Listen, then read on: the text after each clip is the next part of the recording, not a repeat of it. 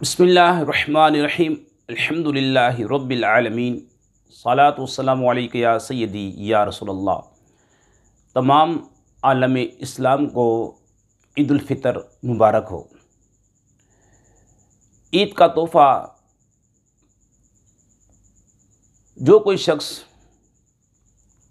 ईद वाले दिन 300 बार सुब्हानल्लाहि व बिहम्दिही पढ़े और फ़ौत शुदा मुसलमानों को सवाब इसाल करे तो अल्लाह पाक हर मुसलमान की कब्र में 1000 अनवार दाखिल फरमाएगा। और ये शख्स यानी पढ़ने वाला जब ख़ुद मरे तो अल्लाह पाक इसकी कब्र में 1000 अनवार दाखिल फरमाएगा। ये विर्द दोनों ईदैन में किया जा सकता है। ईद उल फ़ितर और ईद उल अज़हा में भी ये विर्द किया जा सकता है।